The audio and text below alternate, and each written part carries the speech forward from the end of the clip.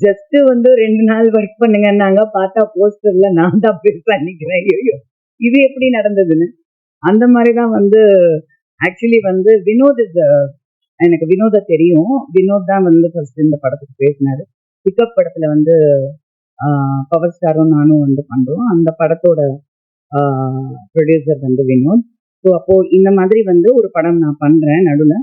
அதுல வந்து நீங்க ஒரு கேரக்டர் பண்ணணும்னு தான் சொன்னாரு. நான் சொன்னேன் சொல்லுங்க அப்படின்னு.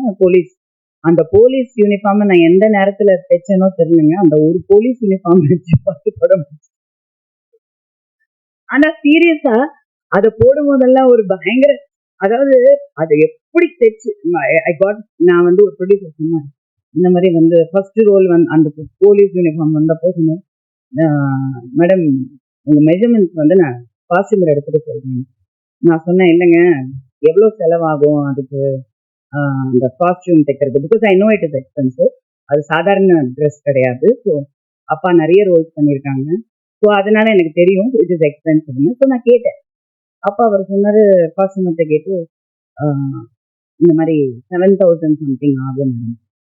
என்னோட காஸ்டியூமர் பர்சனல் சாய் அவங்க கிட்ட கேட்டேன். நானும் இந்த மாதிரி எனக்கு நல்ல போலீஸ் யூனிஃபார்ம் வேணும், அது கரெக்டாக ஸ்ட்ரெச் ஆகணும், கிழியக்கூடாது, எனக்கு நல்ல ஒரு யூனிஃபார்ம் செட்டப் வேணும். ஏன்னா அந்த ஃபிட் ரொம்ப முக்கியம் ஒரு போலீஸ் ஆஃபீஸருக்கு. ஸோ நான் கேட்டேன். அவர் சொன்னார் 12,000. நான் சொன்னேன் நீங்கள் வந்து எனக்கு 7,500 என்னமோ கொடுத்துருங்க, நான் வந்து பேலன்ஸ் போட்டு நான் தைச்சிக்கிறேன், பட் நான் திரும்பி கொடுக்க மாட்டேன், நான் வச்சுக்கிறேன். அந்த ப்ரொடியூசர் வந்து ஓகே மேடம் சந்தோஷம் அப்படின்ட்டு கொடுத்துட்டாரு. ஸோ நான் வந்து அந்த செட்டப் ரெடி பண்ணுங்க. சத்தியமா சொல்ற 10 படம் அதுல போடும் போதெல்லாம் வந்து பாத்தீங்கன்னா அப்படி ஃபிட்டா தைச்சிருப்பாரு சாய். சிவா அவரோட பார்ட்னர். அது வந்து பாத்தீங்கன்னா எவ்ரி டைம் நான் அதை போடும்போது அதான் என்னோட வெயிட் மிஷின். நான் இப்படி உட்காந்து எந்திரிக்கலாம் அவ்வளவுதான், அப்படி இருக்கும் அந்த ஃபேப்ரிக். ஆனா அதுதான் ஓகே நான் வெயிட் போடல, இல்ல இழைச்சிருக்கேன் அப்படின்ட்டு. Luckily I got this role. But சொல்ல வந்த மாதிரி ஒரு கேரக்டர்னு சொன்னாரு. கடைசியில பார்த்தா நான் தான் வைஜெயந்தி ஐபிஎஸ்.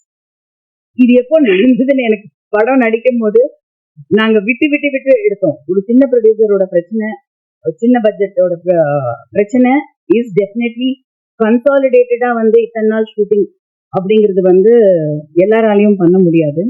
நானும் அதை அனுபவிச்சிருக்கேன். எம்ஜிஆர், சிவாஜி, ரஜினி, கமல் பண்ணும் போதெல்லாம் நான் அப்படிதான் எடுத்தேன்.